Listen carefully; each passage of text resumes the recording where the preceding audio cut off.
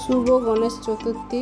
আজকে আমার বাড়িতে পুজো করলাম গণেশকে। এই যে গণেশকে সাজিয়ে স্নান টান করিয়ে সব ওকে ভালো করে ফুল টুল দিয়ে এই যে মালা দিয়েছি। মালা তো ভালো পাওয়া যায় না, যা পাওয়া গেছে সেটাই এখন কী করবো, দিতে হবে ঠাকুরকে।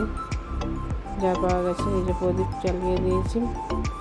তারপরে সব পুজো করে নিলাম। বাড়ির পুজো করে সব ঠাকুরকে ফুল দিচ্ছি। আর গণেশের জন্য লাড্ডু নিয়ে এসেছিলাম, লাড্ডু দিয়ে হলো।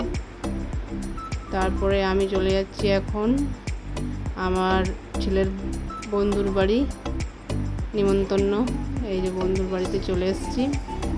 এই যে বন্ধুর বাড়িতে, ছেলের বন্ধুর বাড়ি এখন এই যে ওদের গণেশ পুজো হয়, নিমন্ত্রণ করেছিল আমাদের। এই যে আমরা দিয়ে পৌঁছে গেছি। এই যে ওদের গণেশ ঠাকুর খুব সুন্দর হয়েছে।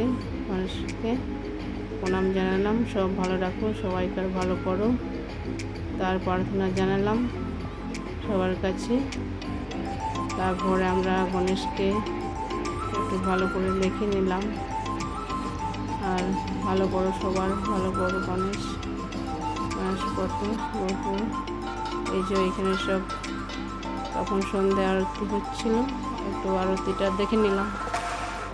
আরতিটা এই যে ধুনো জ্বালিয়েছে, গণেশকে সন্ধ্যা আরতি হচ্ছে।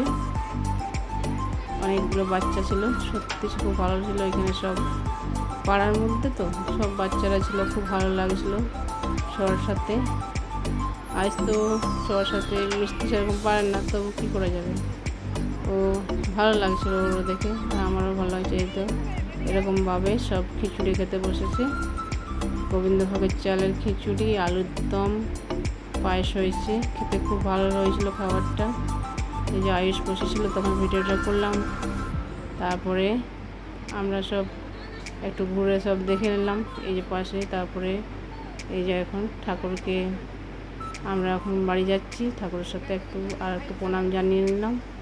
এই যে বন্ধুর বাবা আয়ুষকে ধরে আছে, এটাই আয়ুষের। তারপরে এটা হচ্ছে আয়ুষের বন্ধুর মা, এর সাথে একটু আমরা ভিডিও বানিয়ে নিলাম ভালো করে। তারপর আমরা সব বাড়ি চলে এলাম।